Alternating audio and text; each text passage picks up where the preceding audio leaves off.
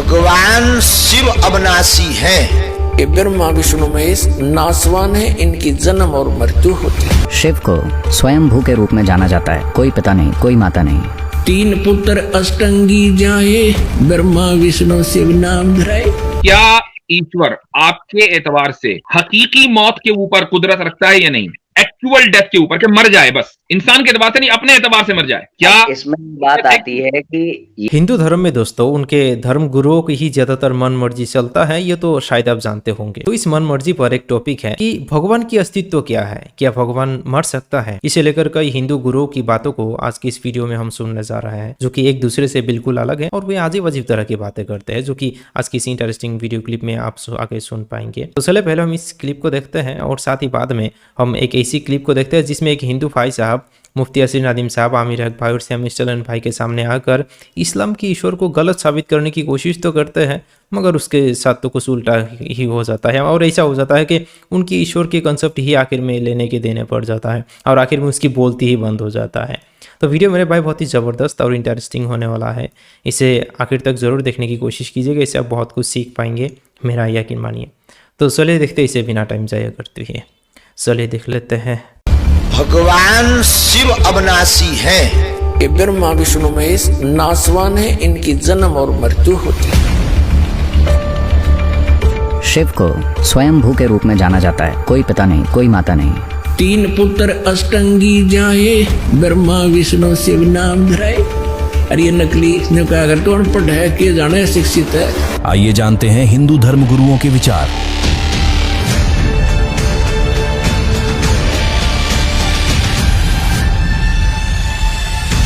महाराज जी, शिव जी कौन है और इनकी स्थिति क्या है? शिव का अर्थ है मंगल।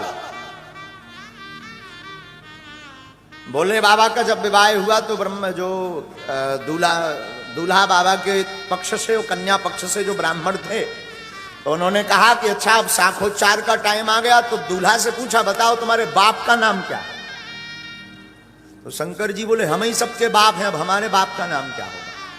तो शंकर जी से पूछा कि आपके पिताजी का नाम क्या है? तो हमने एक जगह ऐसा पढ़ा, कोई प्रमाण तो नहीं है पर किसी महापुरुष से सुना, भोले बाबा ने वहां अपने बाप का नाम मंगल बताया।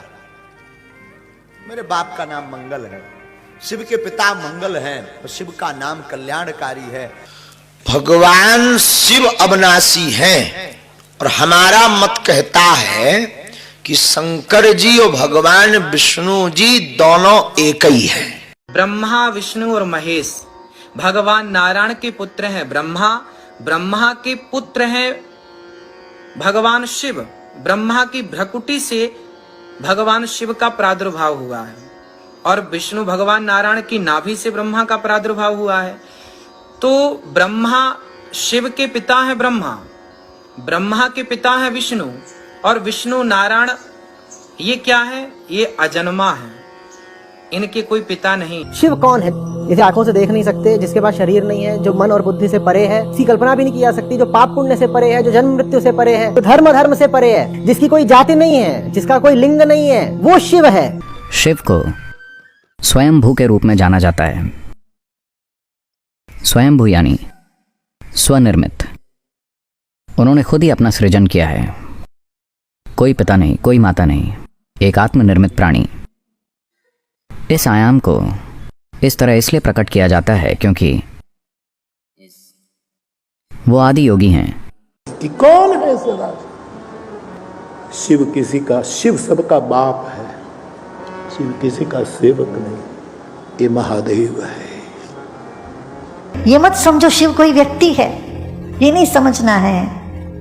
ये कहीं बैठा रहा वहां 15,000 साल पहले ध्यान में बैठा रहा कोई व्यक्ति, ऐसे ऐसे बोलने वाले कुछ जानते ही नहीं इसके बारे में, ना शास्त्र जानते ना अनुभव में जानते इस बात को। शिव कोई व्यक्ति है ही नहीं, इसीलिए वो अरूप, शिव का कोई रूप नहीं है। ईश्वर कुछ भी कर सकता है, तो वो जन्म भी लेता है, वो मरता भी है, आकर के अवतार भी लेता है।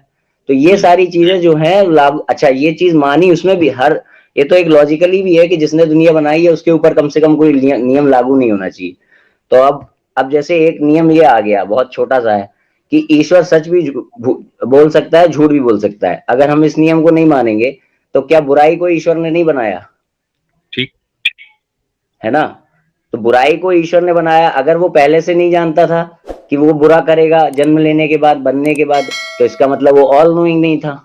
ठीक है, और अगर वो पहले से अब जी आपकी बात आ गई है मेरे ख्याल से, ये एक दूसरा मौजूद शुरू हो जाएगा कि बुराई को उसने बनाया है कि नहीं बनाया है।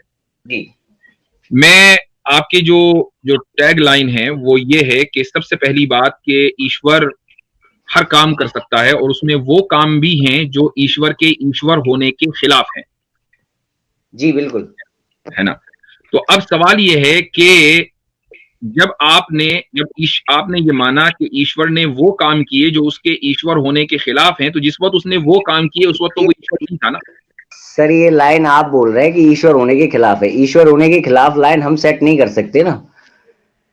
उसकी वजह यह है कि अगर ईश्वर मर सकता है और वो मरा है, तो जो चीज मरी है वो मौजूद नहीं है। तो आपने जब उसको मार दिया तो ईश्वर तो ना रहा जी। तो ये ईश्वर होने के खिलाफ हुई कि नहीं हुई? सर यही तो बात है ईश्वर की, कि वो हर चीज को जो भी आप लॉ लागू करेंगे उसको ब्रेक करेगा। भाई ये तो आपका क्लेम हुआ, इस दावे को हमें सब्सटेंशिएट करना पड़ेगा ना। हम ये कह रहे हैं कि हाँ जी एक ईश्वर मर सकता है, जी सकता है, ठीक है, आपका दावा है। अब जब हम उस दावे को, क्लेम को स्क्रूटनाइज करेंगे तो हम ये देखेंगे कि ईश्वर जब मर गया तो वो ईश्वर डेड हो गया। जो डेड हो गया तो वो ईश्वर कैसा? तो अब यही तो मुझे बताइए। चलिए ठीक है, एक मिनट मेरी बात। जी जी आपकी बात तो मैंने बड़ी सब्र से सुनी है, अब मेरी बात सुन लीजिए आप, कि आप ईश्वर की सुप्रीमेसी उन चीजों के जरिए साबित कर रहे हैं कि जो एक इंसान में, यानी हम जैसे लोगों में भी जिनको डिफिशिएंसी समझा जाता है, एक इंसान जब मर जाता है तो उसको ये नहीं कहा जाता कि ये इंसान है, ये कहा जाता है कि ये इंसान की लाश है, इंसान तो चला गया, मर गया जी। तो जो चीज हमारे यहां डिफिशिएंसी है, आप उसके जरिए गॉड की सुप्रीमेसी साबित कर रहे हैं। भाई सुप्रीमेसी तो आप उन कैरेक्टरिस्टिक्स के जरिए साबित करेंगे जो हमारे यहां भी सुप्रीम है। आप साबित उनके जरिए कर रहे हैं कि जो हमारे यहां लोअर हैं। क्या किसी लोअर चीज से सुप्रीमेसी साबित हो सकती है? क्या ये बात कहीं पर आपके गॉड ने, आपकी बुक में कहीं कही है कि लोअर चीज से सुप्रीमेसी साबित नहीं होगी? हमारे खुदा ने और आपके खुदा ने, बनाने वाले ने अकल दी है। क्या उस अकल के जरिए हम, चूंकि मैं अगर कुरान की कोई आयत बयान करूंगा, कुरान की आयत बयान करूंगा, तो क्या आप उस कुरान की आयत को मान लेंगे? अगर मैं कह दूं कि हाँ बताया है, आप मान लेंगे? मैं एक जगह ये जानता हूँ कि एक जगह उन्होंने ये जरूर कहा है कि ईश्वर वही है जो कुछ भी कर सकता है। नहीं, मैं आपसे कुछ भी का मतलब कुछ ये कह रहा हूं कि क्या आपको, आपने कहा कि हमारे किताब में कहीं लिखा हुआ है, अगर मैं बता दूं तो आप क्या मान लेंगे? अच्छा, अगर हाँ, मैंने कहा ना मैं किताब से बाहर नहीं जाऊंगा। मैं ये नहीं कहूंगा कि नहीं भाई ये बात उन्होंने नहीं कही है, मिला दी गई है, या ईश्वर की कही हुई बात नहीं है। जो उस किताब की आयत है वलिल्लाहिल मसलुल आला, कि अल्लाह ताला के लिए आला तरीन जो हायर कैरेक्टरिस्टिक्स हैं वो अल्लाह ताला के लिए साबित हैं, उसके लिए लोअर कैरेक्टरिस्टिक्स साबित ही नहीं है। तो कुरान करीम ने वाज़ेह तौर से ये बात कह दी है। अब मुझे बताइए कि आप इसको मानते हैं कि नहीं? तो अब मैं यहाँ पर ये बात पूछ रहा हूँ कि उन्होंने एक जगह जब उन्होंने अपनी बात को बदला है तो उन्होंने कहा कि ईश्वर वो है जो कुछ भी कर सकता है। तो उन्होंने यहाँ जब ये कह दिया कि ईश्वर वो है जो कुछ भी कर सकता है, तो इसमें कुछ भी में तो सब कुछ आ गया ना, कि उसमें भी फिर ब्रेक है। कुछ भी में वो तमाम की तमाम चीजें हैं जो खुदा की कुदरत में शामिल हाल हैं, जो इंट्रेंसिकली इम्पॉसिबल नहीं है। यानी जिसको, मिसाल के तौर पर मैंने आपसे सवाल किया था कि 2 + 2 + 2 = 5 हो सकता है कि नहीं, इंट्रेंसिकली ये चीज इम्पॉसिबल है। और आई डोंट नो कि अगर आप इंट्रेंसिकली का मतलब समझ रहे हैं कि नहीं। तो अगर एक चीज, मैं उसको आसान जबान में कैसे कहूं आमिर भाई, इंट्रेंसिकली यानी फी हद्दी जाती फी नफ्सी, इसको क्या कैसे कहेंगे? अपनी जात में ही कह सकते हैं, फी नफ्सी। मतलब उनके लिए हम तो समझ रहे हैं, तो मैंने इसीलिए इंग्लिश का लफ्ज बोला था। तो आप इसको गूगल कर लें भाई, द मैसेंजर साहब, ये जो लफ्ज मैंने बोला है कि कोई भी चीज जो इंट्रेंसिकली इम्पॉसिबल होती है वो खुदा की कुदरत में शामिल नहीं, वो मकदूर नहीं है, यानी खुदा की कुदरत में नहीं, लिहाजा कुदरत का क्वेश्चन उसके ताल्लुक से होगा नहीं। ये ऐसा ही है जैसे कि आप ये कहें कि क्या स्क्वायर सर्कल बन सकता है? नहीं बन सकता, ये इंट्रेंसिकली इम्पॉसिबल है। 2 + 2 = 5 कभी नहीं हो सकता, ये इंट्रेंसिकली इम्पॉसिबल है। खुदा अपने जैसा नहीं बना सकता, अगर अपने जैसा बना सकता तो बनाएगा। और अगर बनाएगा तो फिर एक नहीं है, फिर आपका जो अकीदा है कि भाई ईश्वर एक है, वो एक नहीं रहा ना। ठीक है, तो अब यहाँ पर एक चीज ये मान सकते हैं कि कुरान के द्वारा स्थापित होने वाला जो ईश्वर है वो भले ही चलिए लोअर क्लास के काम है, पर वो लोअर क्लास के काम नहीं कर सकता है, इतना तो मानेंगे। लोअर जो क्लास के जो काम है वो उसका क्रिएटर है, लिहाजा वो उसकी कुदरत में तो शामिल है, लेकिन वो करेगा नहीं, क्योंकि जो भी वो करेगा वो खुद लोअर बन जाएगा। और हमारा जो खुदा, जिस खुदा को हम तसव्वुर हमारे यहाँ है, वो कभी भी लोअर नहीं हो सकता, लोअर काम नहीं करता है। ठीक, और ये सिर्फ कुरान के द्वारा नहीं है, आप मुफ्ती साहब से बात कर लें, कुरान के द्वारा नहीं है। मैं कुछ बातें करना चाहूंगा जो आप कर रहे हैं, ये सिर्फ कुरान के द्वारा नहीं है, आपके शास्त्रों के द्वारा बात करेंगे हम इंशाल्लाह। हाँ, अभी शास्त्र खोलेंगे, अभी तो हम अपनी बात कर रहे हैं।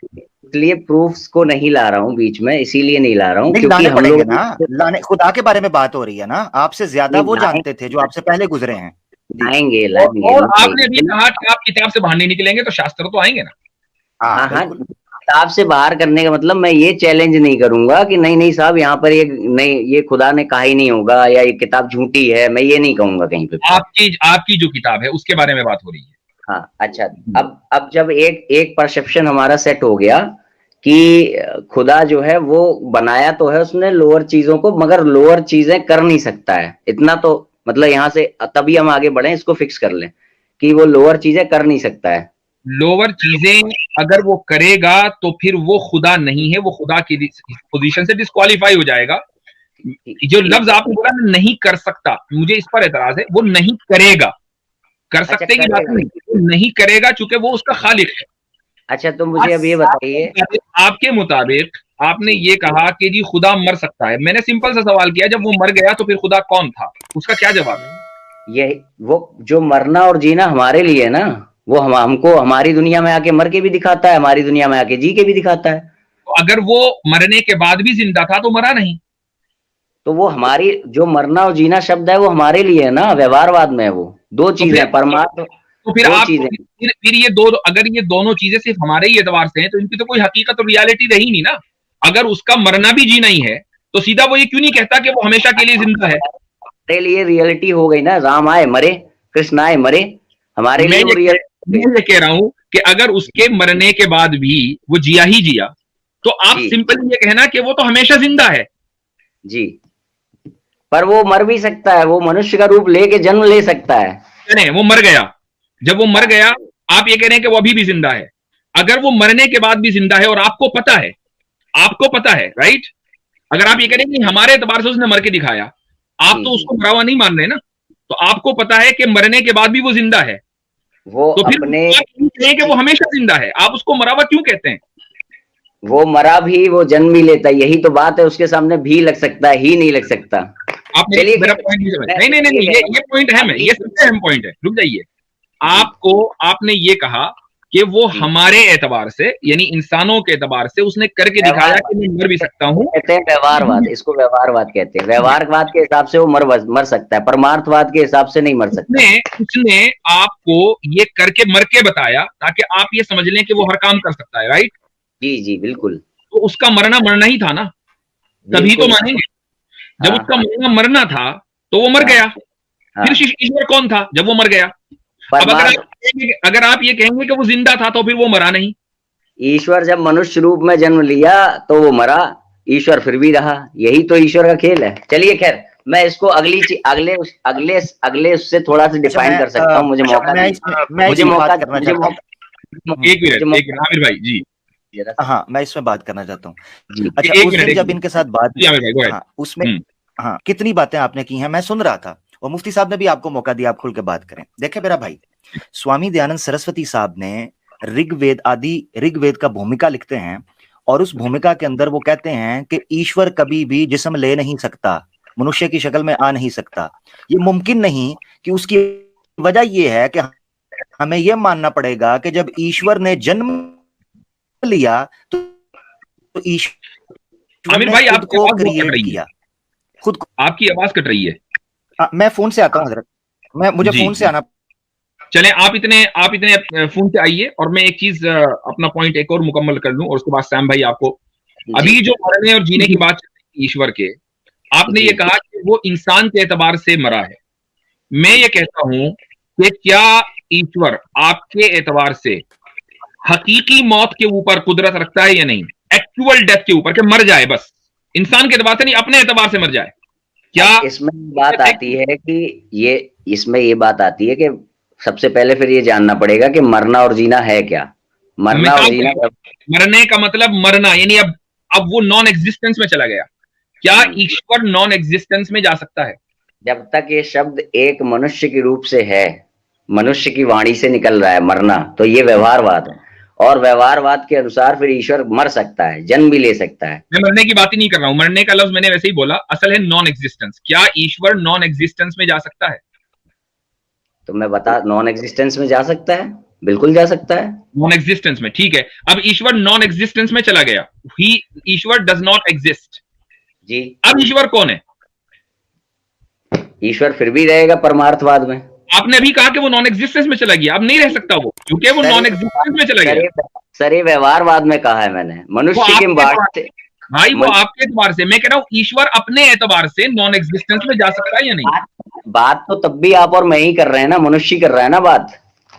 जब तक हमारे द्वारा उसकी बात हो रही है तब तक वो व्यवहारवाद में एग्जिस्टेंस से बाहर भी जाएगा, एग्जिस्टेंस के अंदर भी जाएगा। इसका मतलब ये है कि आप भी ये मान रहे हैं कि ईश्वर ये काम नहीं कर सकता, तो आपने भी उसकी कुदरत को महदूद कर दिया, लिमिट कर दिया। हाँ, और ऐसा ना करके दूसरा कोई रास्ता भी तो नहीं है इसके पास। हालांकि मुफ्ती साहब की बात ये समझ तो चुका है, मगर एक दूसरी तरफ लेके जाने की कोशिश कर रही है। क्योंकि अगर मुफ्ती साहब की सवाल का जवाब ये दे देता है तो उससे ये जो पहले कह रहा था कि ईश्वर सब कुछ कर सकता है, वो मर भी सकता है, जन्म भी ले सकता है, तब तो इनके वो ईश्वर मर जाएगा और दुनिया अपने मन मर्जी से चलता रहेगा बिना ईश्वर के। हाँ जी भाई, ईश्वर तो वही है जो सब कुछ करने में कादिर तो रखता है, लेकिन ईश्वर की जो सिफत है, गुण है, उसके खिलाफ जाकर वो कुछ नहीं करेगा। अल्लाह सबको समझने की तौफीक अता फरमाए दोस्तों। तो आज की इस वीडियो में इतना ही। अस्सलाम वालेकुम।